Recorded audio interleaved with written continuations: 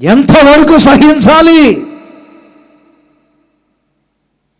సంఘములో ఒక పాస్టర్ గారిని బాగా విసికిస్తున్నారట. మెత్తటోడు అని సాగుతూ ఉన్నాడని చెప్పి లాగుతూ ఉన్నారట. అసలు ఆ పాస్టర్ గారు ఒకప్పుడు పెద్ద ఫైటర్ అట.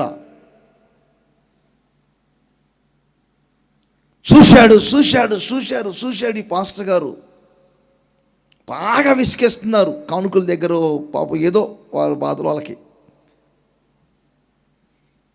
ఇక నిలువు టంగి ఉంటుంది కదండి, ఆదివారం వేసుకొని నిలువు టంగి పాపం ఆ పులిపేటి మీద నుంచి దిగి కిందకి నిలువు టంగినంత తీసి గ్రౌండ్ ఉందట చర్చి ముందు, ప్లే గ్రౌండ్ లాగా మంచిగా. ఆ గ్రౌండ్లోకి వచ్చి ఇక రండి చూసుకుందాం అని చెప్పి రెడీ అయిపోయాడట.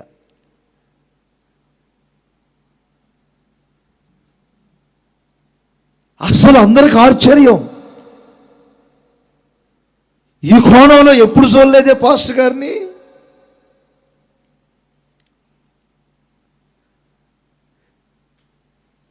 మరొకడు దాగి ఉన్నాడు లోపల, అప్పుడప్పుడు బయటకు వస్తుంటాడు. గుర్తుపెట్టుకోండి,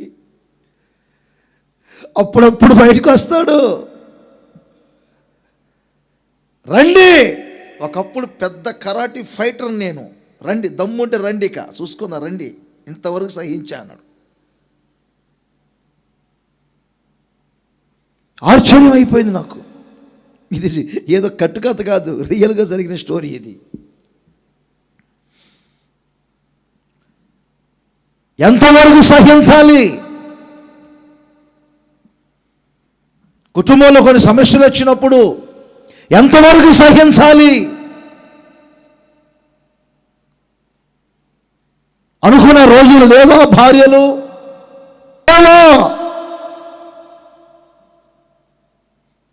వాక్యం అంటుంది. అందుకే యేసు ప్రభు స్వయంగా చెప్తున్నారు. ఎంతవరకు అంటారా? అంతవరకు సహించాలి. నేను ఇంకో మాట చెప్పాలంటే, మొరటగా యేసు ప్రభు వచ్చేంత వరకు, లేకపోతే మనము చచ్చేంత వరకు.